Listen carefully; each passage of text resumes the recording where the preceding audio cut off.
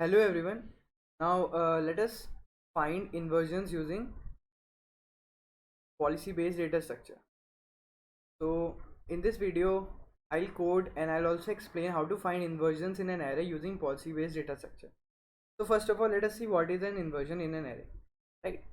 Inversions in an array are all pairs of indexes I and j such that ai is greater than aj and I is less than j.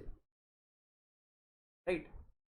So just pause the video and think about it. So these are the inversions. Right? Let me give you an example. Let's say we have 2 and 1. So how many inversions are there in this array? Is there any pair I and j such that I is less than j and ai is greater than aj? Yes, there is one pair. Right? So basically, if I want to say it in simple English, for every index j, I have to find how many indexes I are there which are on the left of j in the array. Left means from 0 to j minus 1, right? Left of j in the array, and the value of ai is greater than aj, right? Basically, how many elements are on the left of j which is greater than, strictly greater than aj. Okay, so let us discuss some approaches of finding inversions. So guys, the first approach of finding inversions in an array is using a merge sort technique, right? So whenever we perform a merge sort, I hope you all have done this. So whenever we perform a merge sort, we can easily find inversions while merging the two arrays, right? It's a very famous technique. You can read about it if you do not know already. There's a second more beautiful technique is using policy based data structure, right?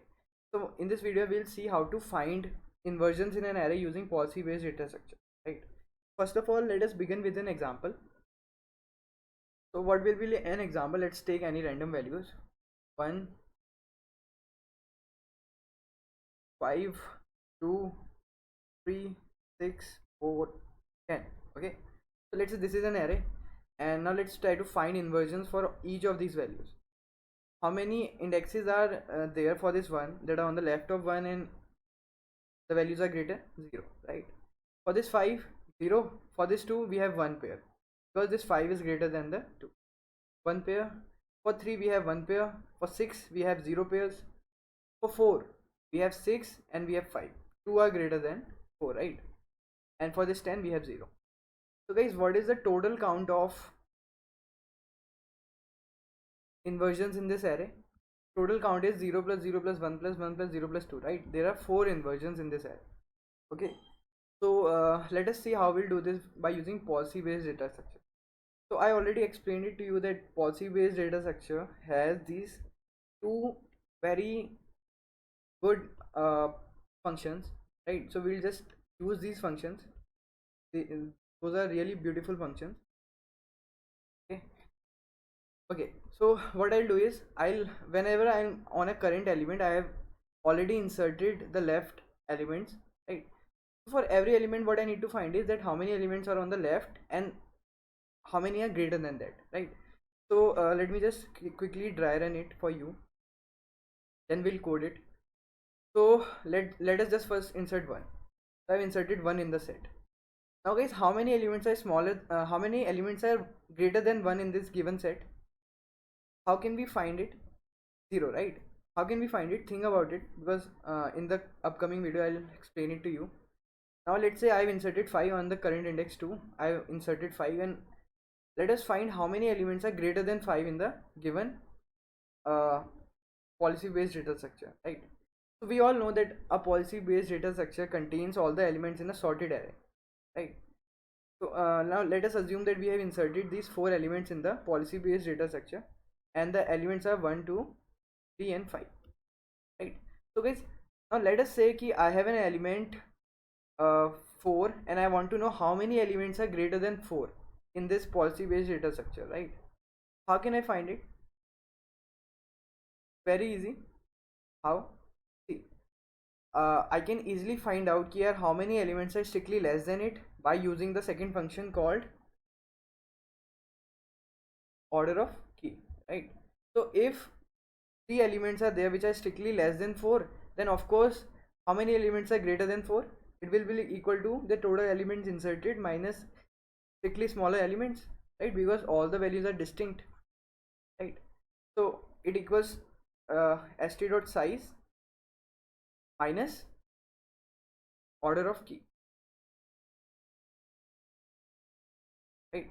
Because this tells me the total elements inserted till now, right? And whenever I subtract the strictly less elements and all the elements are distinct, right? So this will tell me, this whole equation will tell me how many elements are there which are greater than the current element 4, right? So what I'll do is I'll keep on inserting elements one by one, and I'll for every value I'll find how many elements are greater which have been inserted till now, right? So only the left elements for every element have been inserted till now in the set, and continuously I am trying to find the total count of all the elements that is strictly greater than the current element. Okay, so let us just code it down, right? Okay, so here we are. Let's take this POSSI based data structure of integer type. Again guys, again telling you one thing, that if the elements are not distinct, then you have to use pairwise elements, right? Pair them according to the value and index, and by pairing them all the elements will become distinct, and then you can easily find out how many elements are greater than another element, right?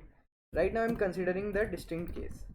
You can code the pairwise case yourself, distinct case. Okay, so here let's say I have a given array, and array size is given.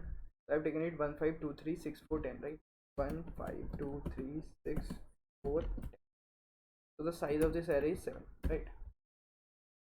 So let us just put this in array,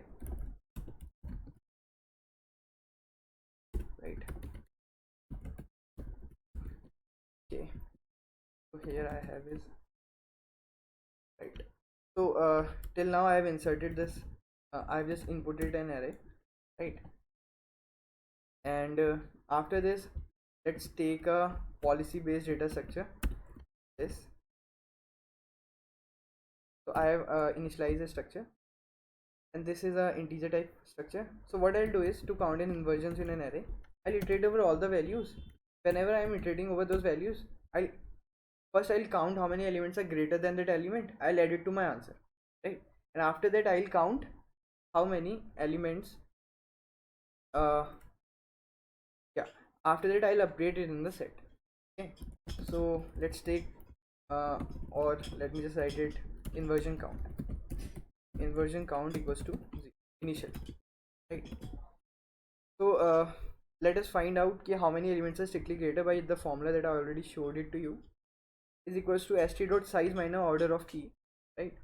So guys, this size equals how much? It actually equals the value of I na, because let's say I am at index 0, then how many elements have I inserted? 0 elements.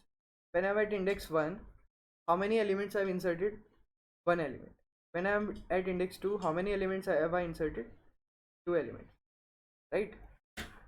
So we can do it either way, right? You can write it equals to I minus order of size, or you can write it as st dot size minus order of key, because I and st dot size are same thing, right?